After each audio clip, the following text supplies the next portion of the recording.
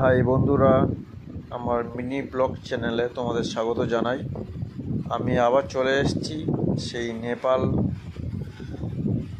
পরিদর্শন করতে। পশুপতিনাথ মন্দির পরিদর্শন করব, সেসব ছবি তোমাদের সামনে তুলে ধরছি। দেখতে পাচ্ছ এতটা পাহাড়, এতটা গাছপালা, খুবই সুন্দর পরিবেশ এখানে।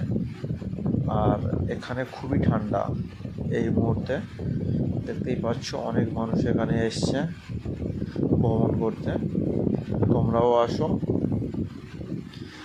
পশুপতিনাথ মন্দিরের মেন গেট দেখতে পাচ্ছ, এখানে অনেক পর্যটক এসছে।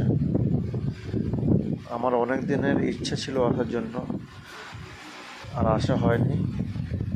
ভগবানের ইচ্ছায় আসতে পেরেছি।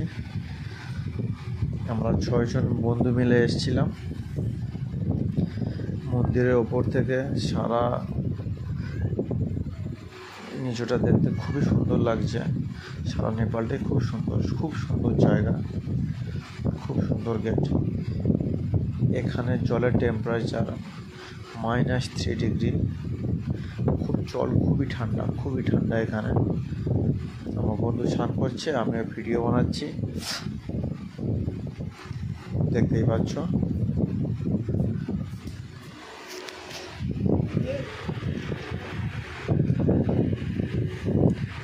এতটা ঠান্ডা, মানে কি যে বলবো। তবু এই ঠান্ডার মধ্যে আমিও স্নান করেছি এরকমই। আমার বন্ধু করছে এখন, দেখতেই পাচ্ছ। প্রায় বরফ গলা জল বলে মনে হচ্ছে, যেন বরফ জলে কেউ স্নান করছে। এখানে নার্সারির বাগান খুব সুন্দর সাজিয়েছে মন্দিরের সামনেটায়। আর এখানে এতটাই ধুনো পড়ছে, দেখতেই পাচ্ছ। আমাদের এখানে তো এতটা পড়ে না, এখানে এতটাই পড়ছে, খুব সুন্দর লাগছে। মন্দিরের সামনে সে বুদ্ধ মূর্তি দেখতেই পাচ্ছ। তোমরাও চলে এসো নেপাল ভ্রমণ করতে, খুবই সুন্দর জায়গা।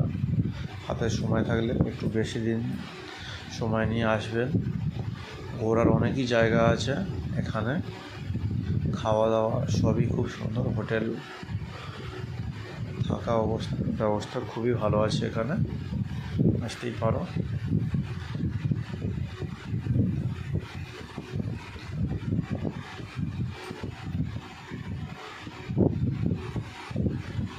দেখতে পাচ্ছ এত সুন্দর গাছগুলো সাজিয়ে রেখেছে।